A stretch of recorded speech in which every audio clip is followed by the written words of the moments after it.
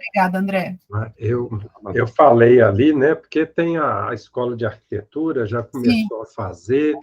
Eu confesso que eu acho, dentro desse miolo todo aí, sim, né, eu acho que não vai vir algo ousado, não, Evelino, para ser sincero, porque eu sei que, né, tem muitos conflitos nesse miolo aí, como em todo lugar, mas ali tem muita coisa, né, muita gente influente, essa coisa toda, então não sei se vocês, mesmo querendo, vão conseguir, né? Espero que sim. Por isso que eu fui já bem mais focado onde eu acho que talvez fosse mais viável, né? Por isso que eu te perguntei. Mas o que eu entendo? Eu acho que ali ele não é um projeto complexo que dá pau, não, sabe? Com a cidade, não, porque ele é um projeto que trabalha remanejamento de estacionamento, travessias elevadas nas interseções, mas que eu acho que não é algo, eu acho que a cidade já incorporou isso, sabe, de uma forma mais tranquila, a Aimorés para, né, assim, para reforçar isso. Esse não é um projeto que eu acho que dá pau, porque não é um projeto que está tirando estacionamento na cidade, sabe? Eu acho que esse não é. Não, no meu ponto de vista, ele é um projeto bom, fácil de ser viabilizado. Não, mas a Daimorés mesmo o pessoal nem reduz ali, né? Mas eu falo assim, sim, fazer curva, botar uns vasos, botar um mobiliário urbano, isso. eu falo algo mais impactante, que na Sim. verdade acho que eu nunca vi, né? Assim, aquele primeiro quarteirão da Gonçalves Dias, acho que é o que melhor que já foi feito. Não, segundo melhor, tem aquela rua no centro lá que é perfeita, né? Aliás, é a única zona 30 que eu conheço. É a Tamoios, aquela que tem a curva mesmo, né? É a Carijós, né? Carijós, né? Carijós, Acho que é a única, né?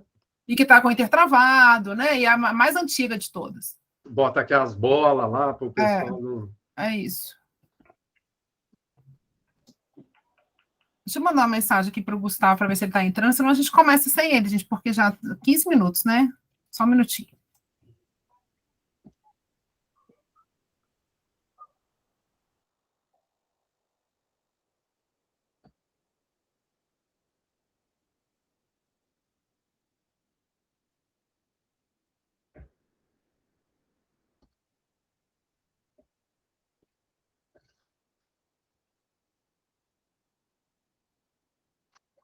Enquanto ele não entra, deixa eu só colocar a pauta aqui. Não sei se todo mundo viu. Só um minutinho.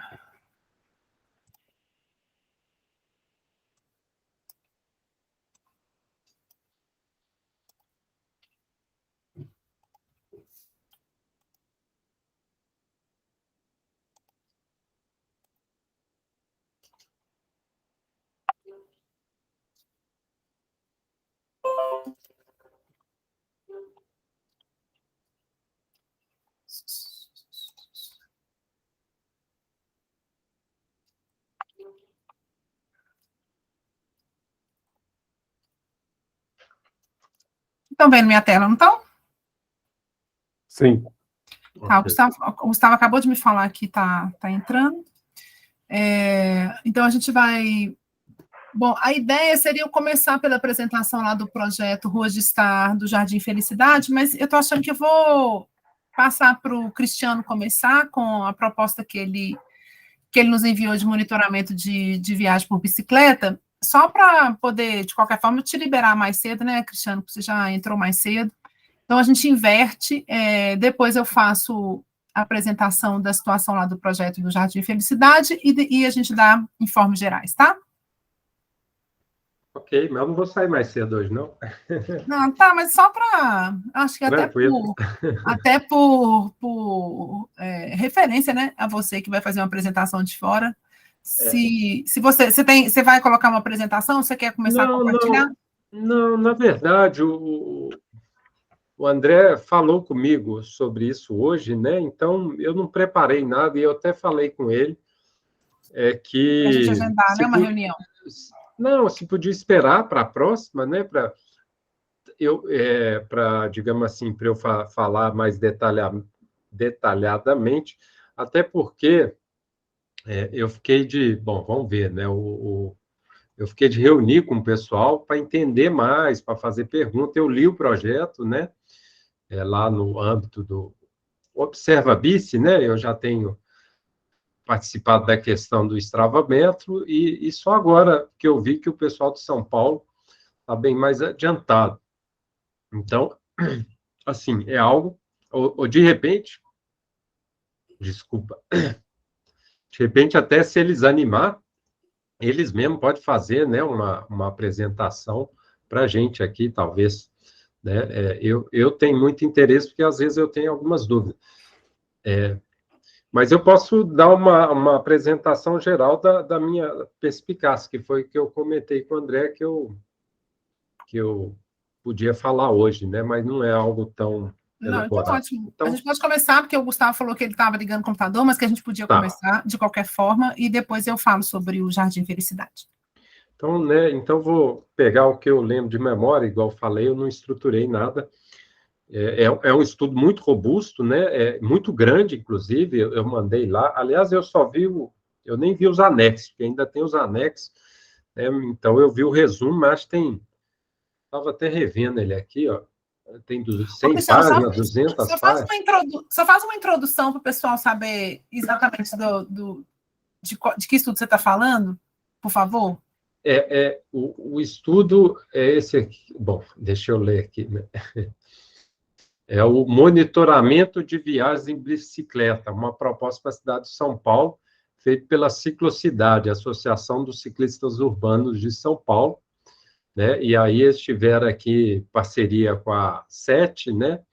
Eu li aqui também com gente de universidade lá, principalmente para ajudar nessa questão de estatística e tal, né? Bom, eu tenho que conversar com eles direitinho para ver qual que foi né, os detalhes, quem foi envolvido, né? Então, assim, o número de pessoas, né? Então, é um estudo, é uma proposta visando, e São Paulo está mais avançado nisso, né? Visando ter mais clareza do fluxo de ciclista, né? Principalmente em vias, né? Eles esclarecem aqui no estudo que ainda não é possível, nessa proposta deles, ter uma dimensão do total de ciclistas na cidade de São Paulo, que isso precisaria de muito mais dados, tá? Então, nesse momento, não é o objetivo deles. É claro que você pode ter, digamos assim, indicadores, né? Mas, principalmente, verificar, e até um pouco que eu tento fazer, né, com os estudos do estravamento localizado numa via, né? Você tentar ver o volume naquela via e tendências, né? Evolução no longo do tempo. É claro que, como eles estão com uma coisa mais estruturada, eles querem, às vezes, fazer por região, né? Mas, assim, o foco deles então, assim, é bem localizado, porque você precisa de dados, de informação, né? A estatística não faz milagre, pelo contrário, você precisa de bastante dado, e talvez essa é a nossa maior limitação hoje, né? Belo Horizonte e o país todo. Acho que só São Paulo que está um pouco mais avançado, porque tem mais condições, né? De ter um pouco mais de informação, e ainda assim eles estão trabalhando em cima. Então, o que eu notei aliás, essa metodologia que eles fizeram, dá para a gente, digamos assim, seguir ela, adaptar em Belo Horizonte, né? Claro que aí precisaria, sim, de alguém de estatística mesmo, que conhece essa questão que eles tratam aqui, né? Mas, assim, é bem interessante, porque eles usam... Você precisa dos dados físicos, igual tem bom, a BHS que faz uma contagem, né, por ano, mas eles usam lá os dados da SET, que faz um número maior de contagem num horário específico de 3 horas da manhã, né? Eu acho que é de 8 a 11, alguma coisa assim, e à tarde também.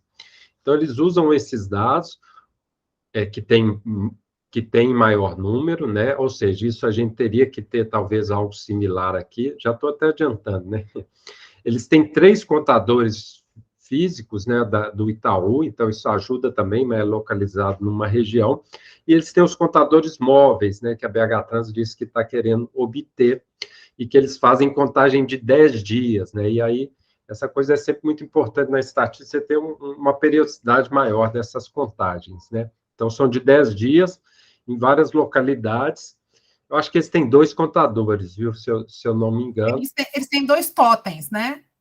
Não, totem eles têm 3. Eles têm 3, agora eles tinham 2 totens. São Paulo tinha 2, agora eles têm 3.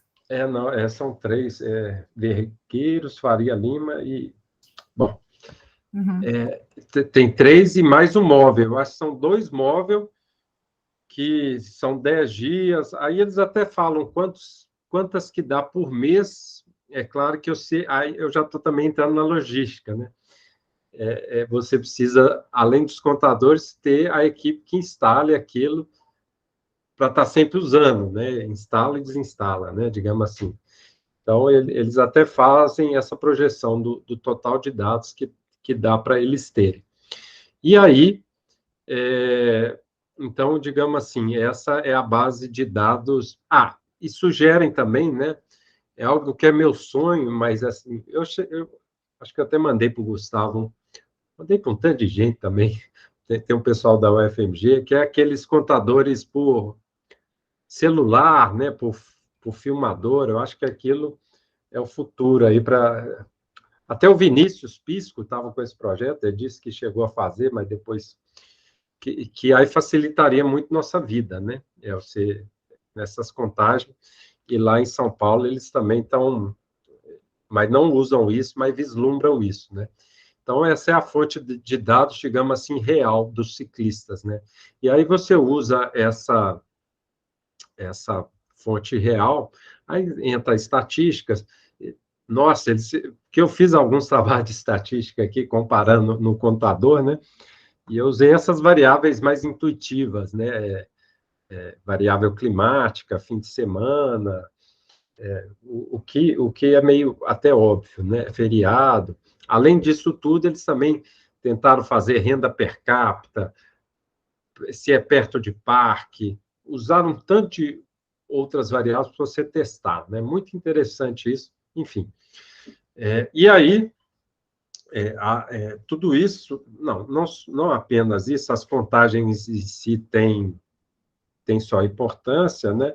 Mas eles já estão usando o Strava para calibrar esses modelos deles, né? E parece que já tem literatura internacional nesse sentido, que é exatamente você não ficar dependente desses 10 dias ou daquele dia, né, que o pessoal faz a contagem manual lá, tal. Então, você faz isso no ano todo, você faz num períodozinho, né, aí você compara com o Strava ali dentro das horas, tal, aí você faz os testes estatísticos lá e vê se tem, não sei se...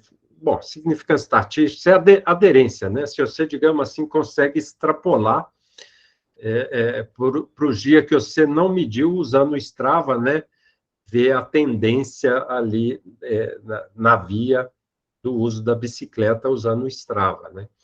Então, bom, aí eu também eu estou falando tudo de memória, tá, gente? Então, assim, em alguns locais eles acharam boa, principalmente também onde tem mais informação, né?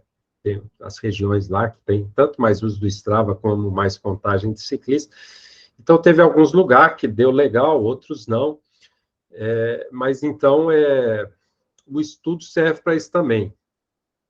Mapear onde você precisa, digamos assim, ter mais contagem de ciclista, né? Fazer locais estratégicos para eles irem fazendo essa comparação, né?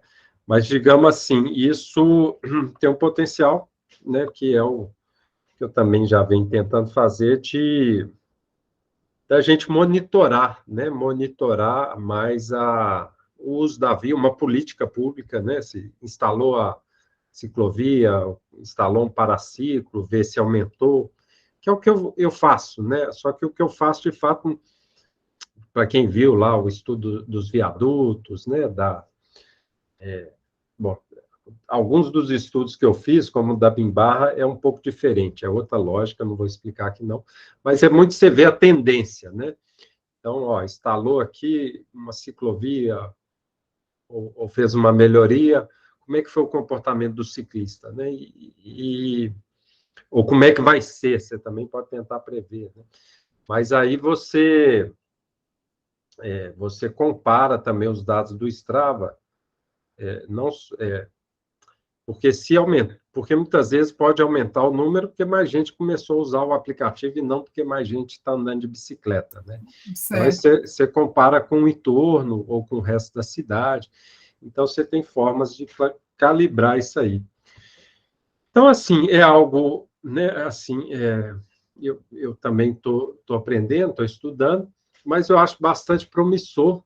Mas o que eu notei é isso, né? Para fazer um trabalho desse, precisa de uma equipe maior, né? Obviamente, Sim. eu não vou fazer isso sozinho, aliás, nem tenho esse conhecimento, tem que ter alguém da estatística, ter gente para fazer as medições, ter o equipamento, né? E trabalhar em cima, mas eu acho que é algo assim que dá bastante resultado. Pelo que eu notei, é um projeto de anos. Eles estão assim, para você só aprimorar, né? É para você começar agora, tal. E para você começar a ter série histórica também, né? Então, Exato. o ideal é que ele tenha continuidade, né? E o Strava, ele te dá só 5 anos para trás. Mas para nós aqui, a gente teria que começar agora, né? Já Sim. adiantando, porque a gente só tem um contador diário, que eu acho ali bem limitado também, mas enfim, se Ô, fosse começar, era para agora, para daqui uns anos a gente começar a ter os resultados. Cristiano, o Carlos, inclusive, ele pediu para dar o informe sobre a contagem de ciclistas que a BH em Ciclo realizou, e até queria comentar, antes dele comentar, que a gente pediu, inclusive, para a BH em Ciclo apresentar esses dados para a gente na BH Trans, justamente para a gente pensar o nosso processo de compra do contador tá caminhando bem, já está na CCG. Então, a gente acredita que, sei lá, as próximas semanas a gente consiga estar com o contador em Belo Horizonte. E aí, o que a gente está pensando em fazer é justamente algo parecido com isso, que é a gente, então, se aproximar da BH em Ciclo, se aproximar de você, para a gente pensar uma metodologia de trabalho, para a gente trabalhar conjuntamente mesmo, para que a gente possa reforçar o trabalho que a BH em Ciclo já faz e ainda agregar, né, com ele agora que a gente vai ter a possibilidade de trabalhar com mais um contador, né, a nosso favor. Sim, ótimo. A contagem presencial, a BH Trans nunca fez, não, né?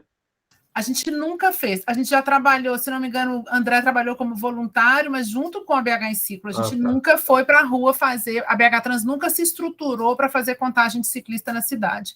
Na época da pandemia, a gente tentou resolver isso, principalmente porque a gente queria ver o acréscimo de ciclistas na infraestrutura ali da Tereza Cristina, né? Aquela que a gente implantou temporária no início.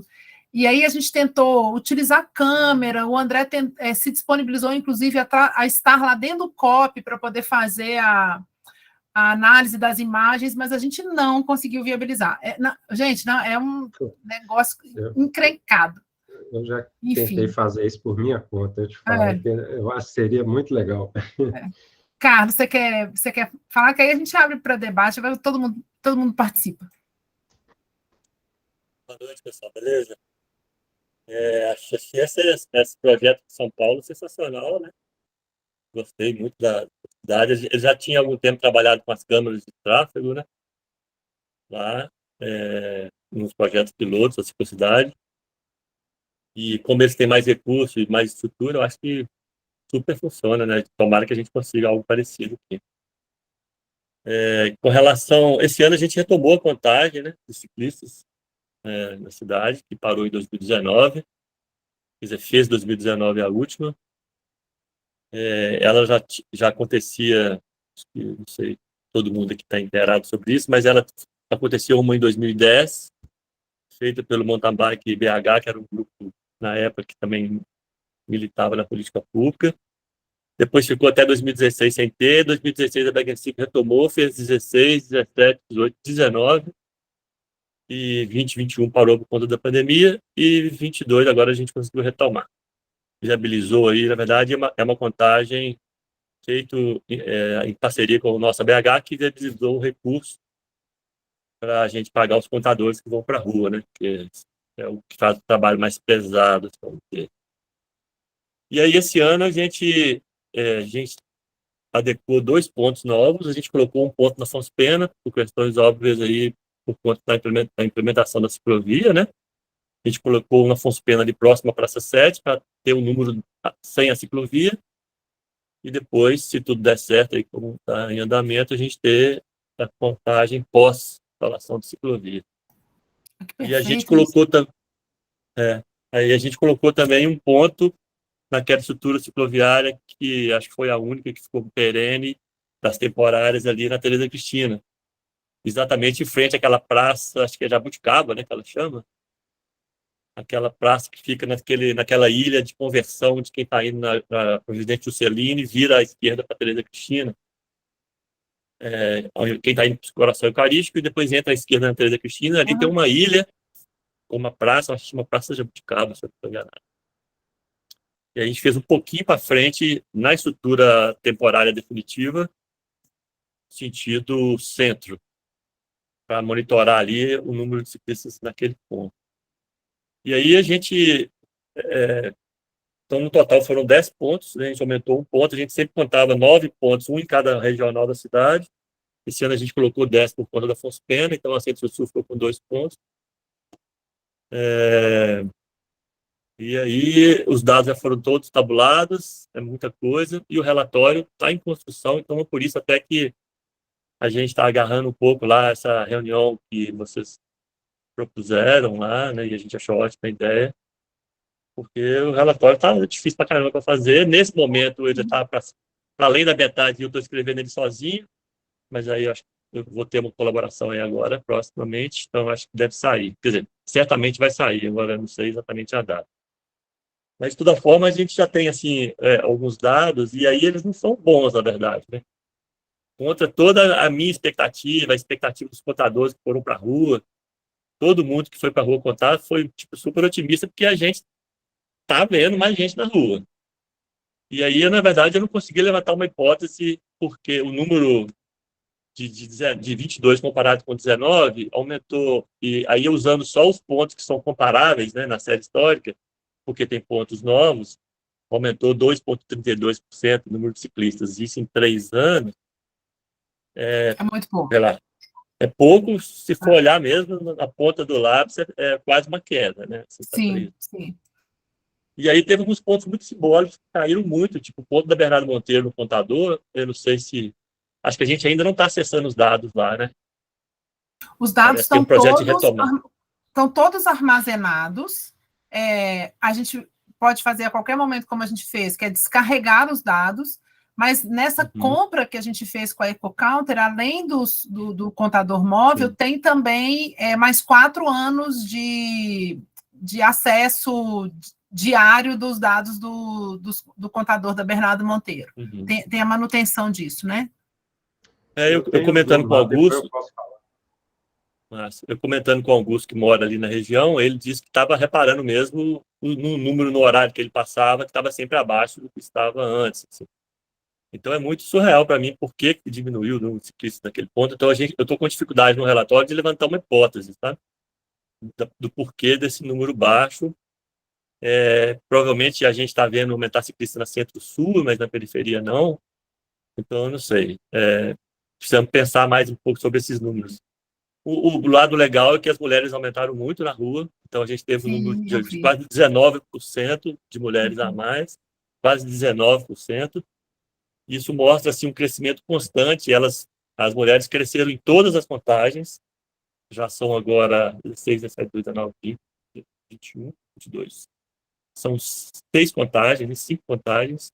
Em todas elas, as mulheres cresceram a participação dela. Né? Elas começaram com menos de 5% lá em 2010 e já estão com 19%, o que é ridículo ainda, né? Mas é o único recorte que vem crescendo consistentemente. O número geral de ciclistas, ano cai, ano aumenta, ano cai, e a gente tem 6 pontos desses 10 que são contados desde 2010, tá? E agora, em 2022, a gente voltou para o número de 2010. Ele teve aumento ele teve aumento em 16, ele caiu um pouquinho em 17. Esses dados estão todos lá no site da BHNSIC, tá, gente? Menos o de 22, que o relatório ainda não está pronto. Ele caiu em 17, ele subiu muito em 18. 18 foi o ano que ele teve mais aumento. Caiu muito em 19 e caiu mais ainda em 22. Os 6 pontos que são Américo Vespúcio, Álvaro Camargo, 240, Itaituba, Bernardo Monteiro e Tereza Cristina no Barreiro, tá? Que é um ponto antigo que a gente conta. Deixa eu ver o que mais de... Estou dando só assim, como dizer, os highlights da contagem até o relatório ficar pronto. O padrão de deslocamento manteve o mesmo, inclusive na Pampulha, que as pessoas às vezes acham que é um deslocamento mais de lazer, mas o padrão de deslocamento, inclusive na Pampulha, é com picos na parte da manhã e parte da noite, com picos muito significativos. E é isso. Então, assim, apesar de a gente estar vendo mais gente na rua, pelo menos aqui na Centro-Sul, né? O que a gente pôde detectar nos 10 pontos contados é que o número de ciclistas aumentou só isso aí, 2 e pouco por cento. Deixa eu ver se eu só pego a lista dos 10 pontos contados, para todo mundo saber. É a Via 240, Américo Vespúcio, Tereza Cristina, Bernardo Monteiro, Itaituba, Álvaro Camargo. Lá tem uma informação boa sobre Álvaro Camargo. Heráclito Mourão, que é ali na portaria do Parque Ecológico, Bernardo Vasconcelos, Afonso Pena e Tereza Cristina Novo, que a gente está chamando. Sobre a Álvaro Camargo, a gente teve um aumento muito grande lá, que eu acho que aí corrobora com a volta da estrutura cicloviária lá, né? Que a Álvaro Camargo já teve época com estrutura, depois ela foi retirada e agora ela voltou. Eu não visitei o local, mas eu vi imagens do Google Maps e os contadores lá em loco. Inclusive, a gente, na hora de contar, a gente detecta quem está andando na calçada, na rua ou na estrutura, e a grande maioria está usando a estrutura que foi colocada de volta. Então, não que a gente tivesse dúvida que a estrutura trouxesse ciclistas, né? Mas isso só corrobora aí o nosso conhecimento sobre o que a estrutura traz de benefício. Então, gente, sobre a contagem é isso. E, obrigado. Aí eu, diferente do Cristiano, vou ter que sair um pouco mais cedo, mas ainda posso ficar mais um pouquinho aqui. Tá ótimo. O Carlos, antes de eu passar para o Gustavo, que pediu para falar, e também o Augusto, a gente podia fazer essa reunião em que a gente vai discutir o planejamento do contador que a gente está fazendo aquisição e mais a proposta do Cristiano, a gente podia chamar todo mundo, porque aí a ideia é que a gente passe a trabalhar junto mesmo a partir de agora, né? Eu acho que vai ser muito rico se a gente conseguir fazer. Obrigada. Gustavo. Assim, Eveline, dentro desse assunto da contagem, o Álvaro lá da Centro-Sul, ele chegou a te mandar um relatório sobre contagem de ciclistas na Afonso Pena, que a equipe dele realizou? Não recebi, não. Ele me mandou isso no WhatsApp, eu esqueci de falar, eu lembrei disso agora. Eu acho que vale a pena mostrar aqui, viu? Você quer... Vou estar apresentando aqui, pode ser? Ah, tá. Perfeito. Porque, olha só, ele fez esse levantamento agora em setembro. E foi visual mesmo, tá? Tá dando para todo mundo enxergar aí bem? No caso, dou um zoom aqui.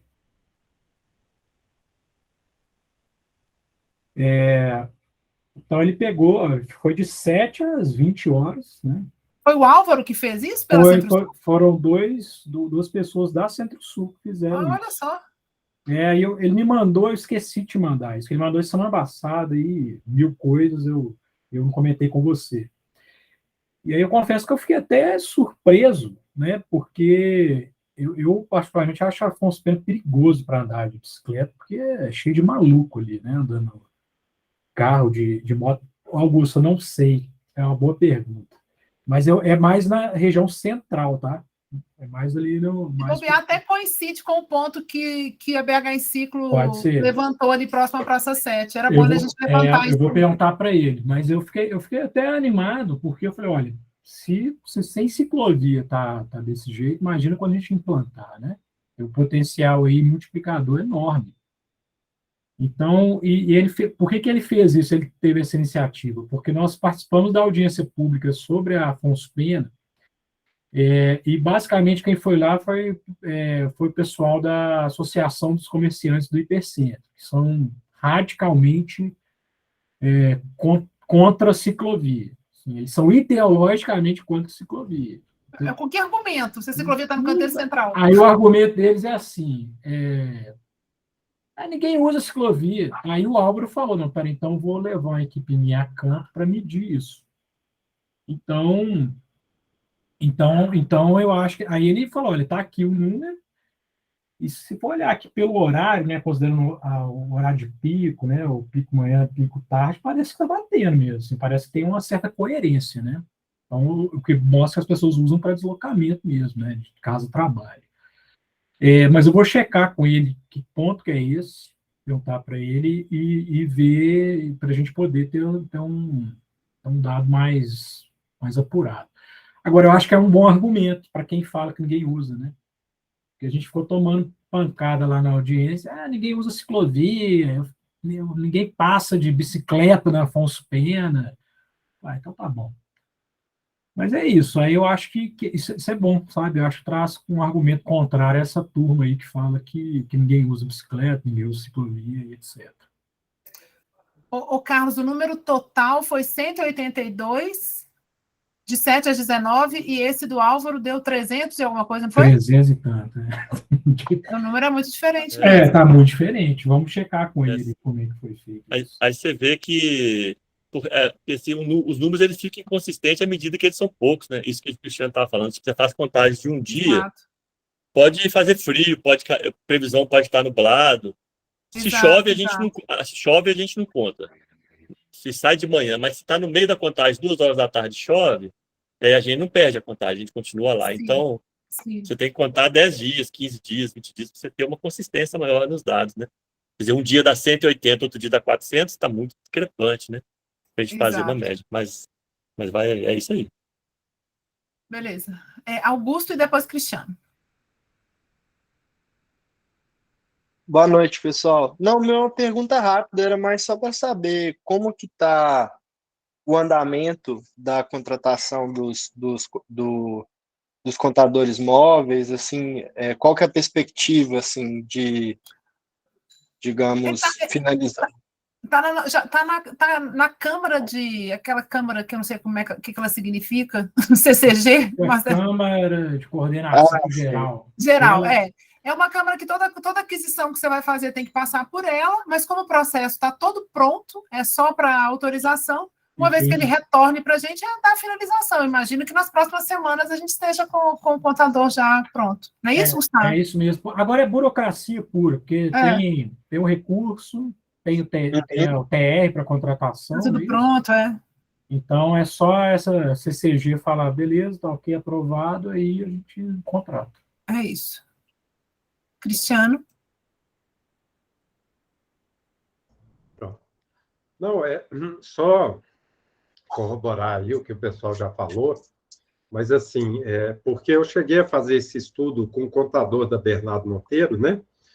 Então, e levando em conta as variáveis climáticas, aliás, estamos até para publicar um estudo aí, mas já são 2 anos, esses tem de publicar acadêmico, é uma chatice, porque por isso que eu acho melhor publicar lá no Observa Bis, que é mais rápido, mas que identificou que umidade tinha uma grande influência, sabe, ali no fluxo e tal. Mas o problema nem é esse, além das variáveis climáticas influir muito, né, mas a própria aleatoriedade. Então, assim, no próprio contador da Bernardo Monteiro, em dias com temperaturas, condições climáticas iguaizinhas, dias de semana, dia útil, tudo igualzinho, né? Geralmente, de terça a quinta é mais parecido, mas ainda assim, nesses miolos, você tem uma variação natural de 20% na Bernardo Monteiro, para mais e para menos, né? Por isso que, por exemplo, e o Carlos até apontou isso, mas se a BHC medisse hoje, e por azar medisse dali um ano, no dia que foi 20% a menos, pode cair 20% por simples acaso, entendeu? E aí, de fato, você... E eu até fiz uma conta rápida aqui nesses 3 dias da Afonso Pena, também está dando uma variação de 25% aí, se tirar a média, e os extremos, né? Claro que precisaria de mais dias para a gente ver isso com mais clareza. Então, além desses outros fatores, você tem uma variabilidade natural, pessoas que foram pedalar num dia, no outro não, tal. Então, por isso que, assim, é interessante você ter mais dias, né? E aí fica a sugestão... Bom, mas aí é algo para a gente discutir no futuro, mas eu já deixo aqui, né, o contador móvel em São Paulo fica 10 dias, né? Eu nem sei se isso é suficiente. E as contagens que eles fazem, aí também, se bem que a BH em si já tem esse padrão, né, de contar ali de 12 horas, mas eles só contam 6 horas, né? Então, isso se otimiza tempo, digamos assim, né? Aí tem que ver os objetivos. Eu falo, às vezes pode ser, eu não sei, eu teria que também... Enfim, isso tem que pensar talvez com quem entenda da coisa, mas talvez seja mais interessante fazer 3 contagens em dias diferentes por menos tempo do que uma só de 12. Eu falo para otimizar recursos, aí é uma sugestão talvez para a BH em si, mas é algo a se pensar, porque a gente, se quiser ter algo mesmo mais robusto, precisa ser mais dias, né? Igual muita gente falou, já estava esquecendo, então, sobre a Bernardo Monteiro, de fato, despencou, né? Despencou, quando a gente viu os dados, baixou, acho que foi até março, eu não lembro, o André pegou, né? Eu cheguei até a dar uma estudada, a gente tinha baixado, teve um período da pandemia que aumentou no Strava bastante, mas a partir desse ano, eu acho que só março estava alto. Agora, a gente não tem os dados, mas eu passo muito lá, caminhando, e está muito baixo todos os dias, vai ser o pior resultado de todos os tempos, disparado. Acho que vai dar uns 81 mil, né? E a gente já chegou até 100 mil. 100 mil, Então está muito baixo mesmo. E assim, eu acho que o Carlos estava perguntando as razões. Eu, de fato, eu poderia dar algumas opiniões, mas o que eu tenho percebido é que esse tipo de coisa é muito difícil a gente dar explicação às vezes mesmo, sabe? Então, são vários fatores, você teria, para afirmar com mais certeza, também precisaria de mais informação. Mas, pelo que eu vi, inclusive, eu cheguei a ver o estudo, o Carlos, lá da BH, em si, a contagem, né? Inclusive, a Pampulha aumentou muito também, né? Eu vou fazer um estudo baseado nesses dados aí. Acho, bom, se o Strava permitir, vai gerar uma informação interessante para a gente sobre a Pampulha, né? Então, mas, assim, pelo que eu vi lá, eu fiquei com essa sensação que o que cresceu foram onde foram feitas ciclovias, né? Lá nessa região norte. Agora, cair aqui, sei lá, né? Será que é a volta dos carros aí, da pandemia? Né? Porque até a pandemia estava melhor. Eu me lembro que no auge da pandemia você chegou a fazer um levantamento que tinha tido um acréscimo de 40% num determinado ponto. Você lembra disso? Assim, foi um aumento muito significativo naquele momento, né? O Strava, a mesma coisa, viu? O Strava, apesar que o Strava é interessante, deslocamento tá igual, mas os atletas, eu estava até tentando entrar aqui, assim, os números gerais também deu uma caída aí nesse ano. Aliás, em outras cidades também, isso aqui é curioso. Bom, enfim. Então, a gente aguarda só o fechamento do relatório, né, da BH em Ciclo, para a gente fazer uma agenda comum, e aí, Cristiano, vou te convidar também, tá? Porque aí a gente aproveita e trata dos 2 assuntos, pode ser? Sim, sim. Então, ótimo. Gente, mais alguém quer comentar algo sobre... reunião do quê? Essa para a gente já com o contador, a gente vai receber o relatório, né, da BH em Ciclo, mais detalhado. A gente já com o nosso contador móvel, né, em posse da BH Trans, e essa proposta que você comentou com a gente sobre o trabalho que a Ciclocidade fez em São Paulo, para ver se a gente pode mesclar metodologia de trabalho aqui, enfim. E é aberto, né? Porque eu falo assim, eu estava tentando ver com um pessoal da UFMG, até para ver se conseguia alguém da estatística, sabe? Mas, enfim, quem tiver pode chamar, né? Quem tiver interesse. Totalmente. A ideia é que, quanto mais colaborativo, obrigada. Quanto mais colaborativo a gente puder fazer esse trabalho, acho que mais rico ele vai ficar. Perfeito. Ótimo. Então, ótimo. Se mais alguém quiser fazer algum comentário sobre esse tema, a gente faz agora, senão eu vou passar para o próximo, pode ser? Bom, então eu vou compartilhar a minha tela de novo aqui, só para poder compartilhar com vocês informações sobre esse projeto nosso chamado Ruas de Estar, Jardim Felicidade, que a gente está começando a circular informação sobre ele agora.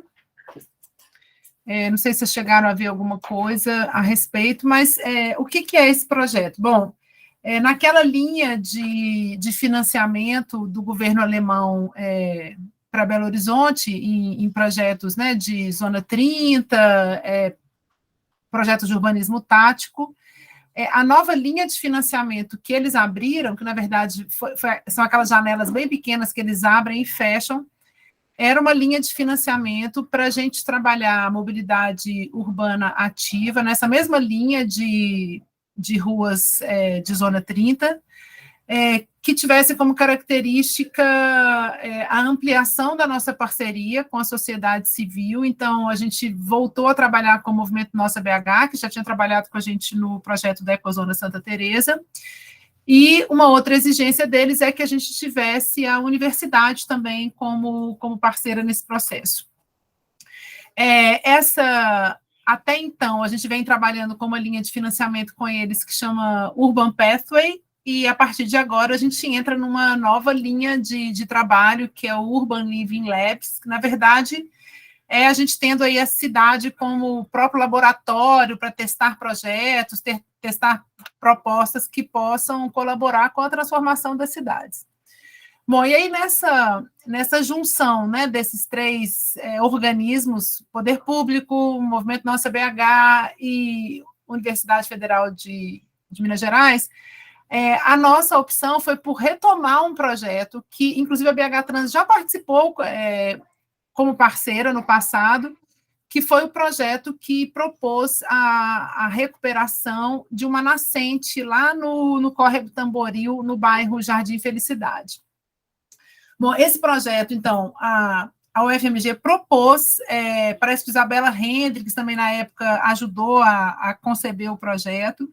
A BH Trans entrou ajudando a operacionalizar. Na época, havia uma proposta de fechar a rua mesmo, assim, fechar para carro, total, fazer com que esse trecho de rua fosse uma rua apenas para pessoas, mas isso com o tempo deu muito pau lá na comunidade, então a rua foi reaberta, e nosso objetivo agora, ao voltar ao Jardim Felicidade, é fazer um projeto mesmo de conciliação. Então, aproveitar esse tratamento da nascente que já foi implantado no passado e ampliar a área ali onde as pessoas usam a bica, jardim, que chama bica da felicidade, biquinha da felicidade, onde elas vão lá pegar água, os carroceiros vão pegar água, e aproveitar que a gente está nas costas da Escola Municipal Jardim Felicidade, agora tem um centro de saúde instalado ali, muito parecido assim, com aquela proposta do Confisco, né? Que a gente tinha uma escola grande, muito atuante, um centro de saúde e uma rua que precisava ser melhor tratada. Então, a gente voltou com essa ideia de fazer um projeto totalmente com participação da comunidade local. Então, tudo que está sendo proposto lá no Jardim Felicidade foi amplamente discutido com a comunidade e traz e resgata esse histórico, né, que aconteceu ao longo do tempo, com participação da comunidade, da prefeitura, enfim. Então, esse trechinho que está em laranja é a nossa área de intervenção, e esse é o córrego do Tamboril, esse córrego que passa ali. Essas fotos mostram, então, como era, né, a Biquinha, lá no início, 2017, antes da UFMG fazer essa parceria. Hoje ela está bem parecida com essa segunda foto aqui, então tem essa piscininha, né, com a bica tratada com seixo em volta, e essa foi a rua de lazer que foi implantada à época, e essas medidas de urbanismo tático mesmo, para reduzir a velocidade, fazer o desvio dos carros na época, e que agora a gente está adaptando para um projeto mais próximo do que a comunidade atualmente deseja. Então, a rua de lazer que foi implantada naquele momento, ela foi desmobilizada, principalmente no período da pandemia. Hoje a gente tem um trecho que está asfaltado, um trecho que está com um asfalto muito ruim, a gente não tem proteção nenhuma para o córrego, e a gente retoma, então, esse projeto. Essa foi uma primeira reunião de trabalho com eles, a gente explicou, a gente ainda estava, né, no momento de pandemia, a gente explicou para eles qual era a proposta de financiamento, o que caberia dentro desse financiamento para a obra do Jardim Felicidade. É importante dizer aqui que esse financiamento, ele inclui não só uma intervenção física no Jardim Felicidade, mas nós fizemos também, eu acho que eu já até informei isso aqui numa reunião do GTP Dara, mas só para a gente arredondar esse assunto. Nós fizemos também análises nos três projetos de Zona 30 que nós implantamos em Belo Horizonte, através dessa parceria. Então, o Zona 30 Cachoeirinha, o Zona 30 Confisco e o Ecozona Santa Teresa. Nós voltamos nesses 3 locais, nós fizemos medições rigorosas, entrevistas com a população, e a gente está avaliando, a gente agora está produzindo um relatório que vão gerar artigos acadêmicos. Essa é também a participação da universidade nesse momento. Nós produzimos uma cartilha, esse era um sonho nosso muito antigo, na verdade, o Instituto Wuppertal sempre pediu para que a gente sistematizasse o nosso conhecimento apreendido, né, na prática, como fazer esse tipo de projeto, ouvindo a comunidade, tendo a participação local de forma bem ativa. Então, isso foi sistematizado numa cartilha, uma cartilha bilíngue, português e espanhol, porque a gente entende que as realidades das cidades latino-americanas são muito próximas. Então, é uma cartilha que a gente pretende que seja amplamente divulgada. Ela pode ser baixada, né, sem custo nenhum, online. A gente deve fazer o lançamento dela na próxima semana.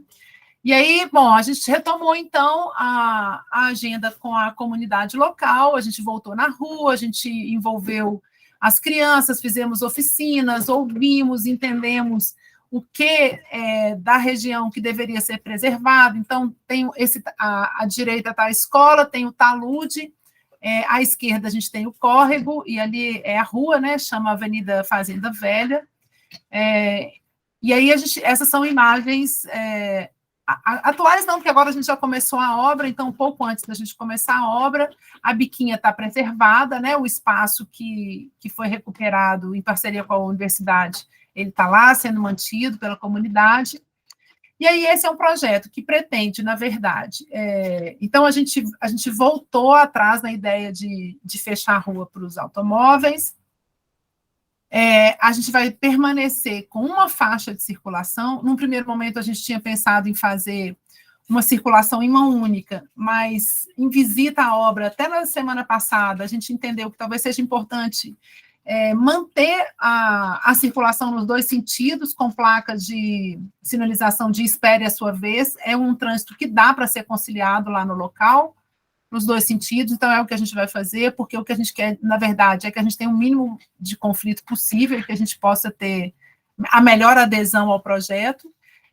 A gente vai, então, preservar, né, a biquinha como ela está, e a gente vai fazer um grande tratamento no talude. E a faixa de circulação que a gente está tirando da via, ela vai ser incorporada a esse grande calçadão, que depois se une ao talude, onde a gente vai colocar não só plantinhos, que a Zoobotânica está fazendo um projeto muito legal de paisagismo lá para nós, mas brinquedos para as crianças que vão tirar partido, né, do talude, para que as crianças possam utilizá-lo. Esse é um projeto, acho que, mais difícil, né, da gente enxergar, mas é basicamente isso.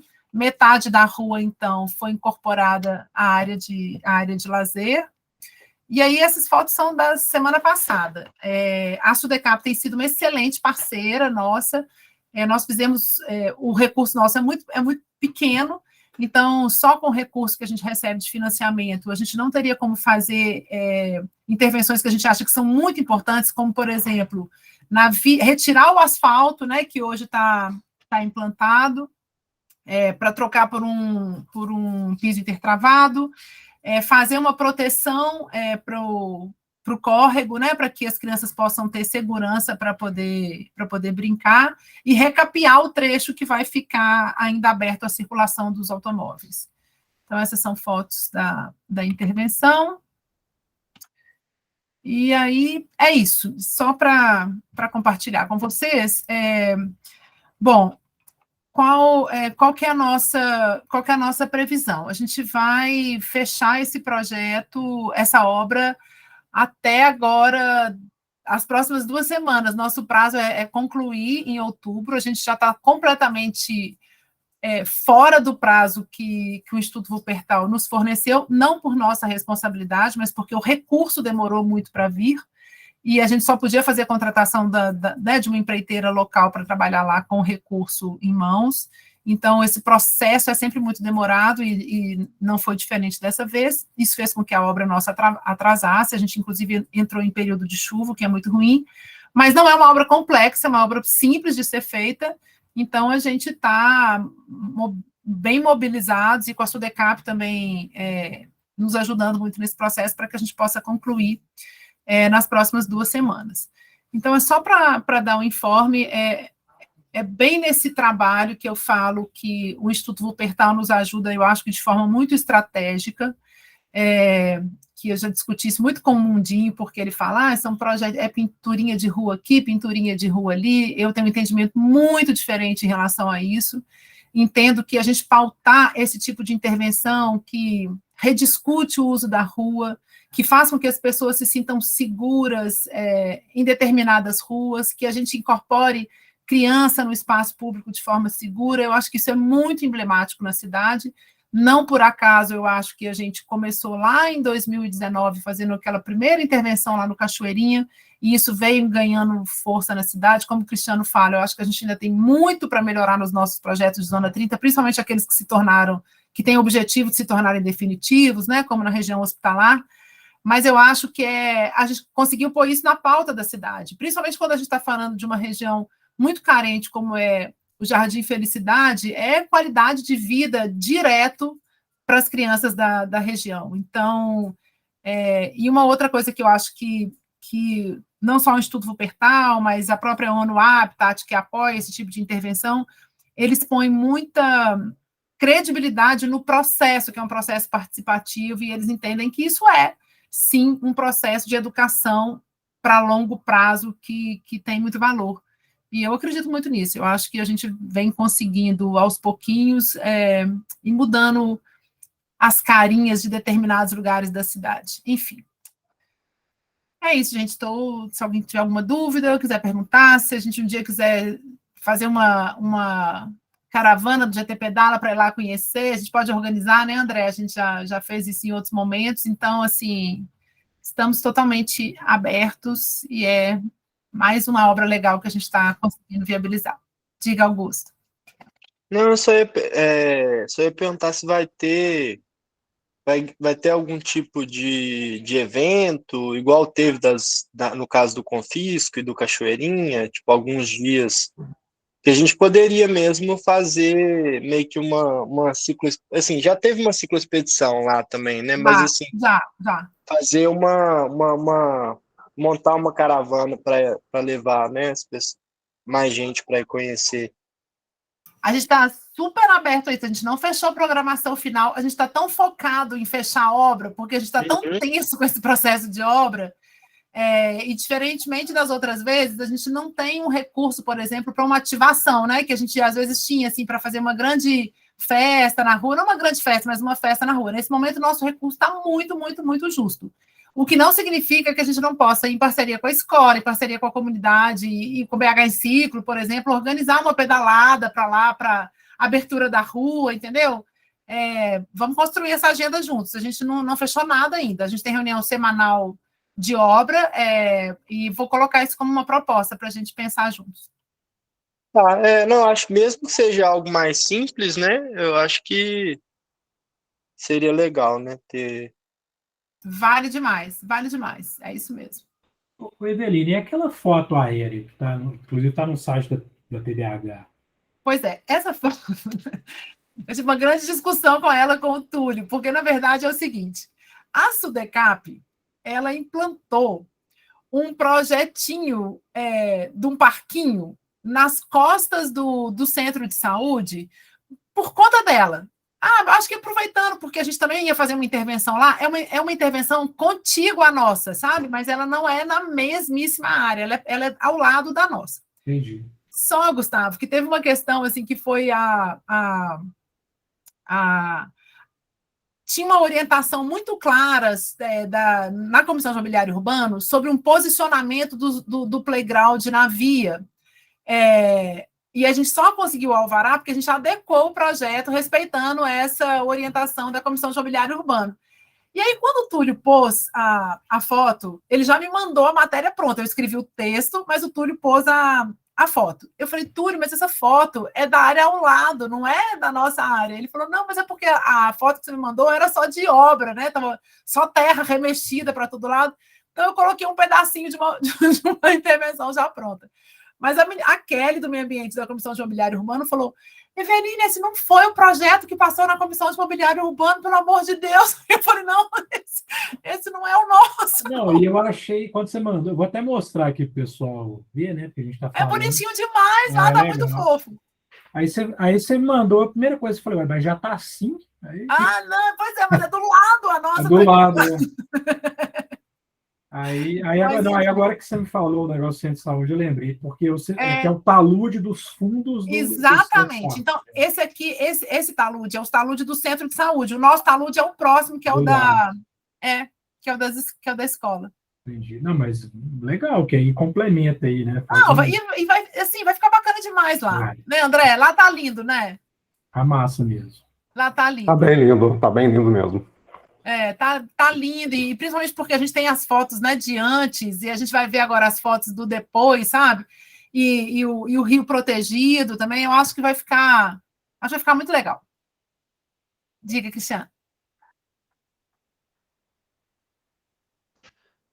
Não, então, bom, eu não...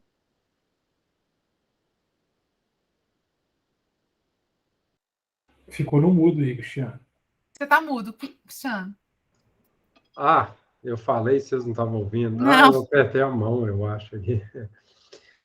Não, então, eu estava falando que, né, não conheço a região e tal, eu nem vou opinar sobre algumas coisas, espero que seja promissora aí, igual vocês estão falando, né? Eu, sempre que dá para tirar espaço de carro, e você falou ali no início, né, que tentaram, mas o pessoal não quis ou não, acharam que não era o melhor, né? Mas então não vou opinar também sobre isso, não. Mas só um rápido comentário que a gente estava até discutindo aqui no início, né, Eveline, sobre as zonas 30, e você aí agora citou o Mondim, né? E aí já jogando um pouco de água aí no chofre, eu, de fato, tendo a concordar com ele, sabe? Assim, não quero desmerecer o trabalho de vocês, de forma alguma, eu tenho certeza que tem todo um empenho ali, essas reuniões são fundamentais, tal, mas, de fato, o que a gente tem hoje de zona 30 entregue, né, para mim, está muito aquém do que eu desejo, do que eu espero. Na verdade, eu só acho, igual falei para você no início, tem duas hoje que eu consideraria, né? Uma, aliás, vocês nem tem placa de zona 30, que é essa da Carijosa. Até vou deixar aqui no chat para a gente ver ela, tá? E a outra, a da Gonçalves Dias, só aquele primeiro quarteirão que vocês fizeram, estacionamentos intercalados, né? Depois não tem mais nada, ninguém respeita. A da Aimorés, eu passo lá direto, os carros já estão passando rápido, a elevação dela é muito suave. A da Diamantina, né? Aliás, no dia do show, ela se desfez, eu passei lá no dia, Eu vi até uma live sua, Eveline, aí no ano passado, falando que em dezembro vocês iam estar retomando, dezembro do ano passado, tá? Enfim, a do Ela já foi retomada. Ela foi inaugurada, Mauro pode até falar, acho que ela foi concluída esse mês, não foi, Mauro? Exatamente, tá. Ela só durou o dia, aquela da Diamantina só durou o dia do Mirante do Cura, e depois ela não funcionou como a Zona 30, ela voltou a ser projeto agora que o Mauro voltou, que a Gessim voltou e implantou. Vou passar lá. E curiosidade, Mauro, botaram mobiliário, eu falo assim, porque tinha aquelas curvas pintadas lá, o que tem caracterizando ela, assim, para reduzir efetivamente a velocidade? Tachões. Nós implantamos tachões para que... Tachões. Aí junto daquelas figuras que tinham lá, e no centro também, né, na pintura de eixo, nós colocamos tachões também, de modo que os motoristas têm que andar no espaço limitado, eles não vão conseguir ficar passando por cima, a não ser que vão ficar passando por cima de tachão o tempo todo. Entendi. Tá, ótimo, depois eu vou lá ver. E acho que a da Confisco, eu sempre confundo com que eu também tive, acho que ano também passado, foi desmobilizada na pandemia.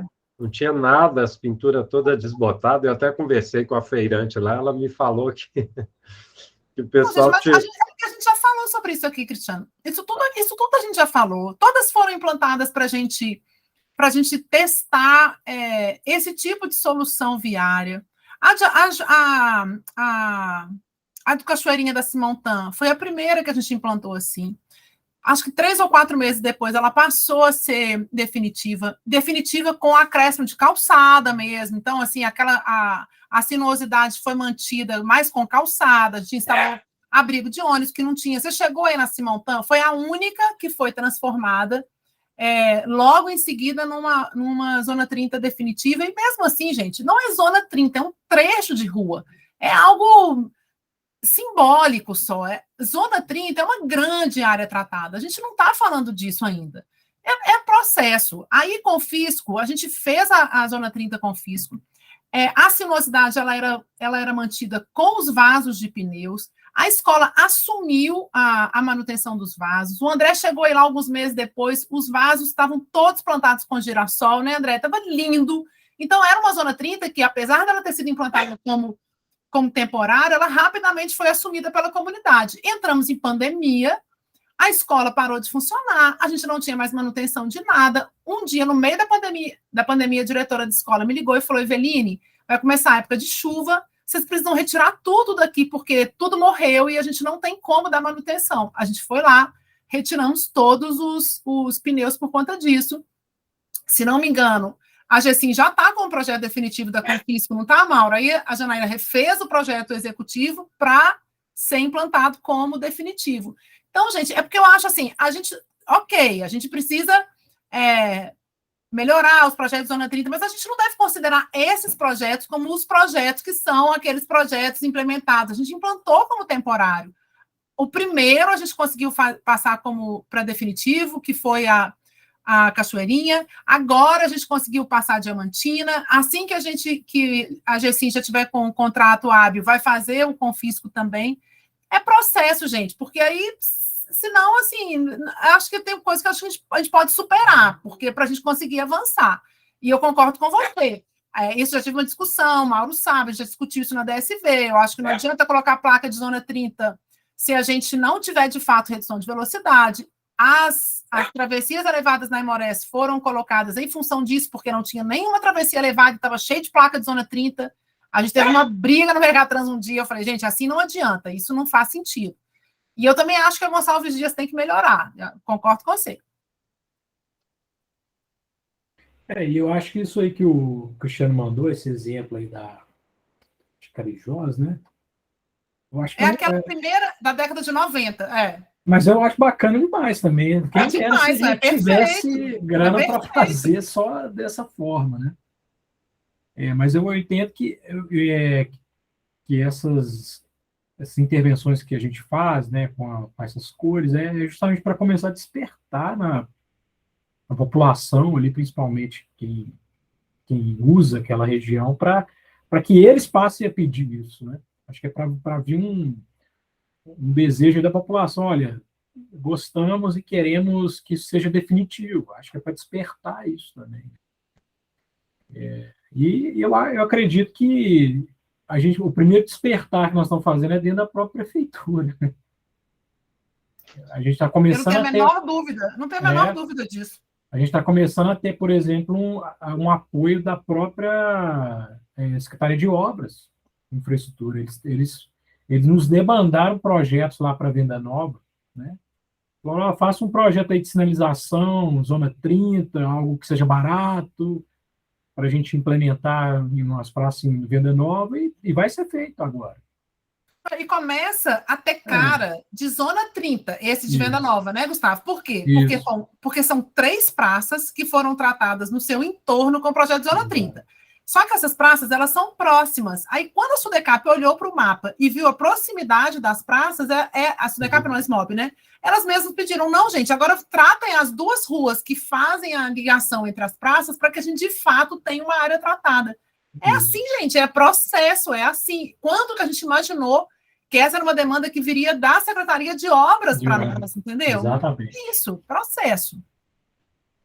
Exatamente. Agora eu estava olhando um negócio aqui nesse Google Street View que o Cristiano mandou, eu preciso compartilhar, porque achei muito interessante.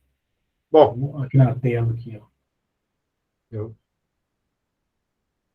Só para descontrair um pouco, olha aqui. Ó. Uma menininha aqui. Ó o patinete ali atrás também, ó. Tem um patinete. Aqui. Você vê. Essa aí é maravilhosa. Pois cara. Você mostra que tem... Dá resultado. Dá resultado, exatamente. Mas dá demais, gente. Dá demais. Bom, deixa eu aproveitar, então, e perguntar outra coisa. Acabou que eu estava expondo algumas falhas, mas também já falei em outros momentos, né? E essas ruas, gente, que também eu acho maravilhoso e não me lembro se foi feito, pelo menos na Centro-Sul, que fechou ali, né, na Savassi, aqui esse quarteirão, tudo ali, antes no McDonald's, passava carro, né? Isso deu super certo, né? E não tem esse tipo de projeto para outras áreas, não. Eu até mandei lá no grupo uma vez, né, umas dicas lá, se fosse fazer a ciclovia na Sergipe. Tem muito lugar que me parece tem potencial. Se não fechar a rua, aumentar as calçadas, né? Tem a Afonso Pena, o projeto da Afonso Pena, ela previu o fechamento da Cláudio Manuel. Sabe, aquele cruzamento Cláudio Manuel, Ceará, Getúlio Vargas e Afonso Pena. Ali já é fechado, aí vocês estenderiam. Não, já tem 3 fechados, aí falta uma, que é a da Cláudio Manuel. Isso. Esse aí está dentro do projeto Afonso Pena. E tem uma Álvares Cabral, se eu não me engano, que é do fechamento da rua Curitiba. É o cruzamento com a Curitiba. Álvares Cabral, Curitiba, esqueci qual que é a outra rua. Legal. Depois vou dar uma pesquisada. Esse também no projeto lá que a gente tem de fato exclusivo tem essa previsão.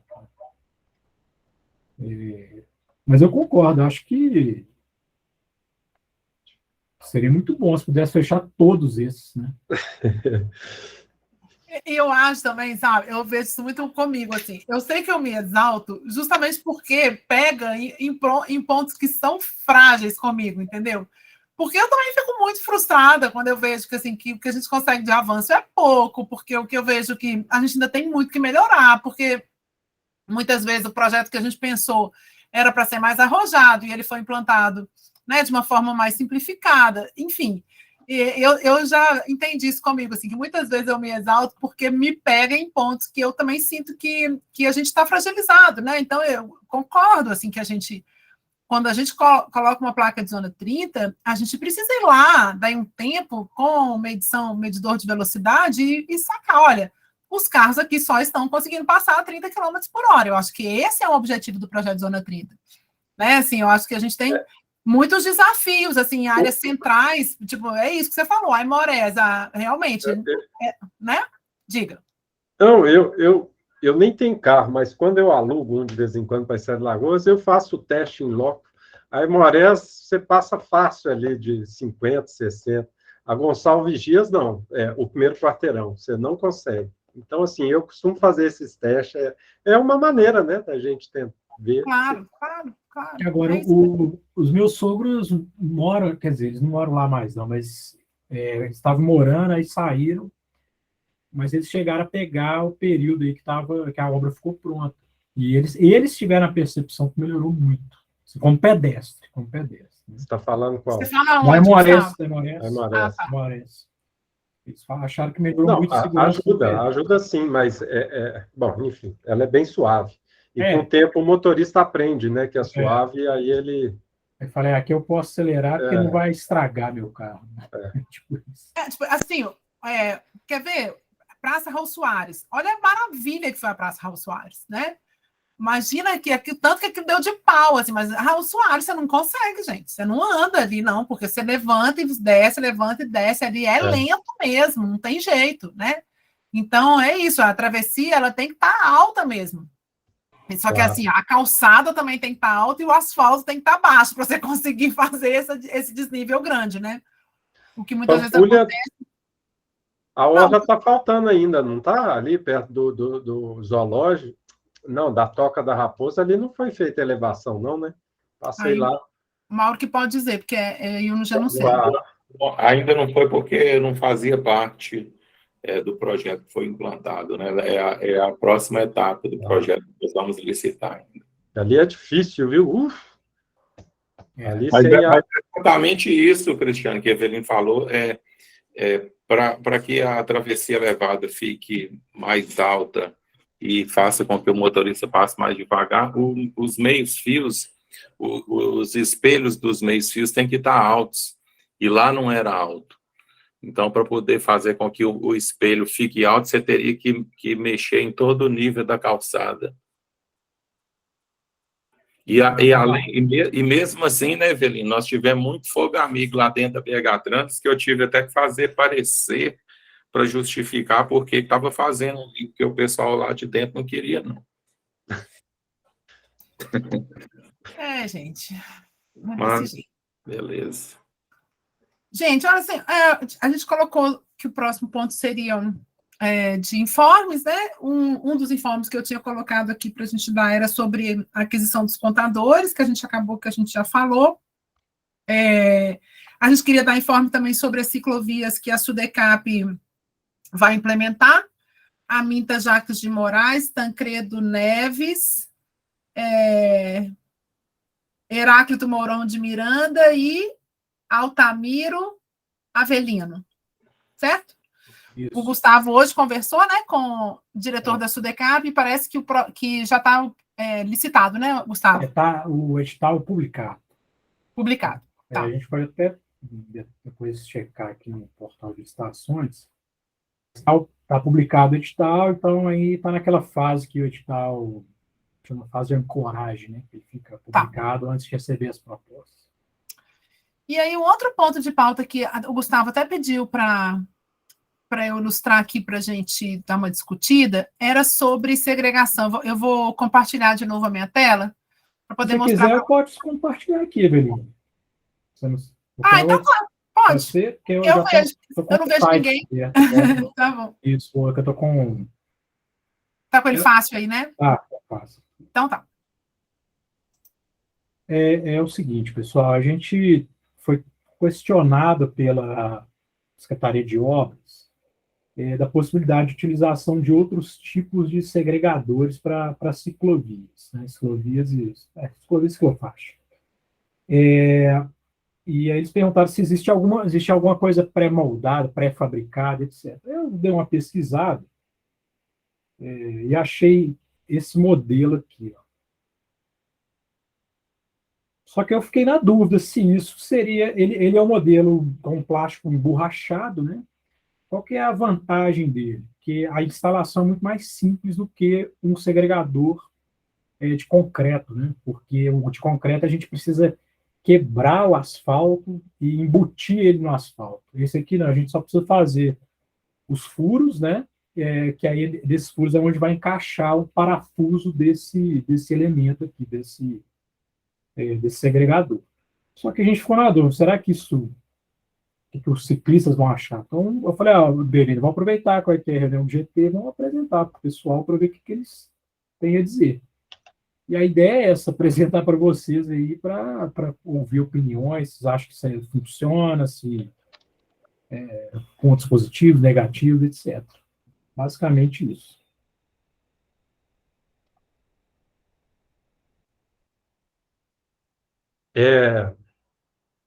Isso aí substituiria o concreto, né? É aquele contínuo, né? O contínuo. Mas me conta, se o carro passar em cima disso aí, o que acontece?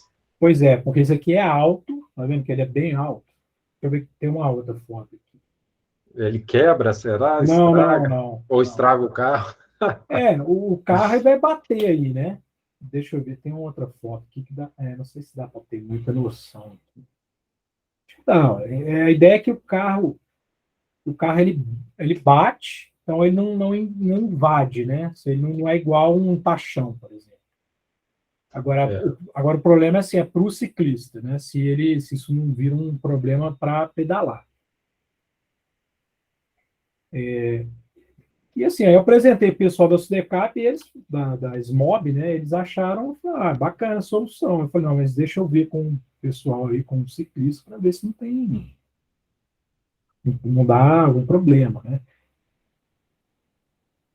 Aí eu acho que foi até o Zé Carlos falou que na Cristiano Machado eles usam algo semelhante para os ônibus, para evitar que o ônibus bata nas estações, sabe? Que eles falam para facilitar a ancoragem dos ônibus nas estações de transição do MOV. Mas eu não estou lembrado disso. Tem que ver se tem alguma foto que mostre isso. Pode falar? Pode, claro. Olha, esse tem a coisa sempre mais polêmica que existe, né? Esses separadores aí, vídeo pampulha, mas eu acho que é muito ali do perfil dos atletas, né? Mas o pessoal, eu sempre vi que não gostava do tal do que eles chamam de gelo baiano, né? Agora, que esse aí, em certo sentido, se parece. Mas, obviamente, não deve ser tão duro, né? Mas eu, de fato, não me parece ruim, não. Mas acho que atende. Mas, assim, olha, eu já vi que o pessoal pensa tão diferente que como ouvir muita gente mesmo, né? Acho que, às vezes, as opiniões variam bem. Minha preocupação, eu te perguntei se ele iria desfazer com pequenas batidas ou passando por cima, né? Porque mesmo o de concreto, o pessoal começa a estragar com o tempo, né? Vai batendo, vai se desfazendo, né? Ali até na Piauí, né? Aquela ciclovia já tem vários lá. Aliás, é outra que precisa ser refeita ali, alguns trechos, viu? Então, a durabilidade é algo importante, né? De se pensar. Isso aqui é uma empresa de Portugal, parece. Eles, inclusive, têm outras coisas bem legais. Tem bicicletário, projeto bicicletário. Achei bem bacana. É o caso da gente consultar, mas é óbvio que não é para ficar preso nisso. Eu imagino que devem existir outras soluções semelhantes no mercado nacional mesmo, né? Que podem estar testadas. Por exemplo, a Eveline comentou que já viu algo semelhante a isso em Santiago. Eu já vi semelhante em Barcelona. É bem parecido com isso. Barcelona, eu acho, se não me engano, na diagonal lá, que é os principais vias, né? E aí dá até para o ciclista sair mais fácil, né? Quando é contínuo, o pessoal reclama, né? Que às vezes não dá para entrar, para sair. A via 710 tem esse problema ali no início. Exatamente. E aí a gente pensou, vamos tentar, a gente pode fazer um teste, pega aí uma ciclovia menor, que seja, e a gente faz um teste com isso. Aí, na pior das hipóteses, depois implanta um segregador de concreto, se não for aprovado. O Augusto levantou a mão aí, ó. Pode falar, Augusto. Gente, eu vou falar rapidinho que eu tenho que sair aqui para entrar numa aula. Eu só ia te pedir, Gustavo, se você não importar, de mandar essa questão e esse link dessa sugestão no grupo de e-mails, que eu acho que tem mais gente que não está aqui, que tem conhecimento assim de mais experiências de outros lugares, e eu acho que seria até o caso da gente fazer uma consulta na UCB, que é a União de Ciclistas do Brasil, porque às vezes assim, o que me pareceu o ponto de fraco disso foi a mesma coisa que o Cristiano falou, durabilidade, sabe? Mas às vezes tem outras cidades que já tiveram experiência com segregador assim, e às vezes parece uma coisa de fora que é boa, mas não é. E às vezes é bom a gente passar por esse filtro assim, de pessoas de outras cidades. Eu vou ter que ir, gente. Beijo. Tchau, querido. Quando eu vi esse modelo em Santiago, a gente estava no auge daquela dificuldade com a Pampulha, foi em 2018, eu acho, que eram os ciclistas de velocidade dizendo que o segregador de concreto ele tinha muita quina, né, viva, e que ele podia causar um acidente muito grave numa eventual queda, né? E aí, quando eu vi esse modelo em Santiago, e ele é emborrachado, né? Pelo menos o de lá é um semicilindro assim, emborrachado. Eu vi ele muito como uma solução assim, para essa questão. Segrega, mas ele não machuca o ciclista numa possível queda. Então, essa foi uma coisa que eu pensei. Agora, ele também, por exemplo, que eu comentei com o Gustavo, ele pode não impedir que motocicleta entre na ciclovia, que é um problema que a gente tem, né? Em algumas ciclovias. Mas eu acho que colocar para discussão no grupo é bom. Se a gente se prepara, porque vem 50 mil opiniões diferentes. Porque se tem uma coisa que a gente não consegue chegar em um consenso, mas eu acho bom colocar para discussão. Se tiver atleta, não é só pintura. Exato, pois é. Mas eu achei um outro aqui bacana, viu? Também nesse mesmo projeto aqui. Essa mesma empresa aqui. Me pareceu até ser melhor. Meu filho estava aqui agora, ele acabou de sair, porque toda segunda ele pedala com o BH fixa, né? Porque meu filho só anda de fixa. Se eu mostrar isso para ele fala, mas para quê, mãe? Mas para que ciclovia? Para que segregador? Gente, segregador faz. Saiu um estudo, né? Mostrando que legal esse. Que segregador, vocês viram? Que só faixa não mudava nada nos acidentes lá. Fizeram um estudo nos Estados Unidos com várias cidades, e quando bota separador, cai bastante o número de acidentes. Mas é lógico, gente, lógico. Não, tem que, lógico. Mas não é só na ciclovia, no entorno, né? Sim. Mas eu fico zoando o Cira, porque esses meninos que só andam de fixa, né, e não quer pegar a ciclovia nunca, né? A gente não está trabalhando para esse público, né? Na verdade. Então, eu acho assim, tem soluções, né? Por exemplo, esse aqui é mais contínuo, né? E me parece... lindo, né? Esse que parece dar mais segurança. E assim, aí o Mauro pode dizer melhor do que eu, mas parece que a implantação disso é bem mais simples, né? Deve ser demais. Porque você fura com... Mesmo sistema, Gustavo. Os prismas de concreto também são com 2 pinos. São com 2 pinos? Não, mas eu falo aquele contínuo, igual da Fernandes Tourinho. Sim, tá. Ali é meio fio, contínuo. Ali tem que fazer a vala para enterrar o meio fio. Eu pensei em esse aqui da foto em substituição a esse contínuo que você faz a vala, porque você tem que rachar o asfalto, né? É um negócio meio... E quando vai recapear, Mauro, a ciclovia e tem esse separador no meio, como é que vocês fazem ou não fazem? Pode recapear lá dentro, aí usa um rolo, tem um rolo pequenininho com 1 metro de largura. Você faz com 2 métodos, né? A Tancredo Neves é uma que é bem, nossa... A Tancredo Neves a gente fez lá, usou um rolo pequenininho lá dentro. Não, mas lá trepida tanto. Está trepidando dentro e fora. A Tancredo. Bom, mas é isso aí. Eu acho que é uma boa. A gente pode mandar isso no grupo. Boa. Né? Gustavo, eu estou tentando achar aqui, é Curitiba com Alves Cabral mesmo, não é Aimorés aqui, não? Não é, acho que é Curitiba mesmo. Aqui é bem morta, aqui é Aimorés com Alves Cabral. Deixa eu ver, cara, acho que... Que eu falo que mexeria com poucos carros, é uma rua sem sair, quase sem... Não? Acho que é a rua de Curitiba mesmo, que é o... Curitiba é muito movimentado. Mas no caso aí, quando a gente for implantar a faixa exclusiva, entendeu? A faixa exclusiva de ônibus. Aí mudaria esse fluxo aí. Bom, tá precisando. Olha a Marés aí, ó.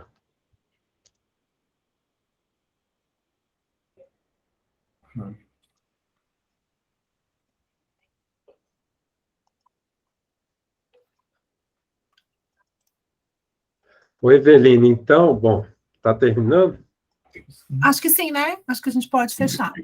Aquilo que eu perguntei no início, né?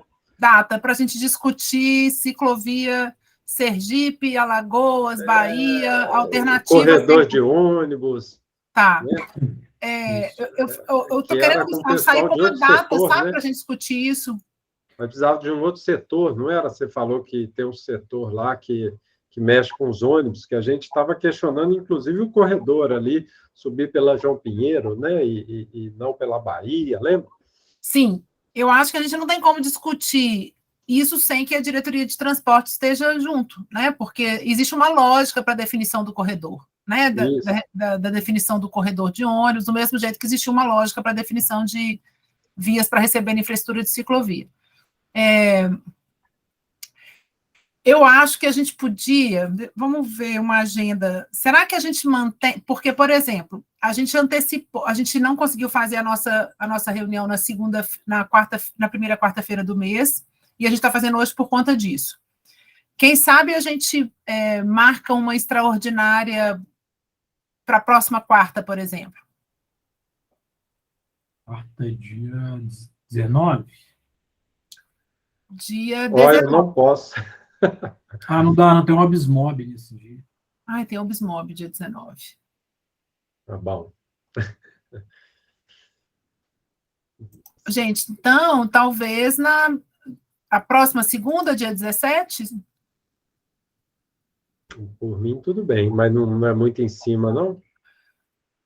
Eu vou colocar eu vou fazer o seguinte, eu vou mandar esse questionamento no e-mail do GT, pedindo às pessoas para indicarem datas possíveis, porque eu também vou mandar isso na diretoria de transporte. Quem seria a pessoa e também a disponibilidade dela, porque é uma reunião noturna, né? Para poder a gente também saber quem tem disponibilidade. Pode ser assim? Tá ok. Provavelmente vai ser alguém lá da GSPR, né? Imagina. André, você coloca isso, por favor, na sua programação de amanhã, mandar esse e-mail para o GT, a gente manda a gravação do vídeo, a apresentação que eu fiz, e a gente coloca as imagens que o Gustavo colocou, a gente coloca tudo no e-mail do GT amanhã e coloca uma específica para a data da reunião da gente discutir a ciclovia da João Pinheiro. Semana passada eu estive lá na G5, aí eu estava discutindo com o pessoal lá sobre esse projeto e sobre o fato de não terem extrapolado as ideias de ver outras vias como a Bahia, por exemplo, ao invés da Sergipe. E aí o Marcelo Antônio me falou que uma demanda grande que tinha ali na João Pinheiro, que estava inviabilizando a manutenção da ciclovia lá, era o estacionamento muito demandado por conta do Detran, e o Detran saiu de lá. Então não tem mais Detran. Olha! Aí já melhora, né? Aí dá para manter, não é isso? Porque o Detran fica do lado que a avenida está descendo. Se tem tanta dificuldade de manter dos dois lados, a gente pode propor ela bidirecional do lado onde que é o Detran, com a supressão do estacionamento, Incorpora esses 2 metros, 2 metros e pouco do estacionamento e dá para fazer ela bidirecional. Pode ser. Agora, o problema é que a Sertel botou a estação lá, né? Não, mas a estação tá junto da João Pinheiro, tá junto do Xodó ali, não é? Não, gente, Mas não atrapalha, não. não atrapalha, não. Não atrapalha, não? Não atrapalha, não. Uai, então pode. Então, acho que é uma boa solução, hein? Que é aquela. Deixa eu ver aqui. A melhor. Com certeza não atrapalha. Deixa eu te mandar aqui. Apesar que aquelas outras propostas são melhores ainda, mas assim, do que é hoje, né? Eu falo assim. Mas em relação ao que vocês estavam querendo, é claro que é melhor. Aliás, eu tenho corrido ali na Sergipe para fortalecer, que é uma subidinha forte. Aqui, ó. Eles colocaram exatamente aqui. Não foi isso? Mas eu fico imaginando, exatamente aí, eu fico imaginando que, na pior das hipóteses, a gente alterar uma estação da Sertel não é drama nenhum, né, gente? Não. De localização, né? Acho que não. Aí mesmo, se for o caso, passa para o outro lado. Do outro lado tem estacionamento também. Pois é. É verdade. E aí, aqui, né? Carga e descarga? Não, beleza. Pode ser. Eu não lembro se eu acho que a Tembis tem previsão de botar aqui também, viu? Tá, mas Tembis está mais fácil ainda. Porque não colocou ainda, né?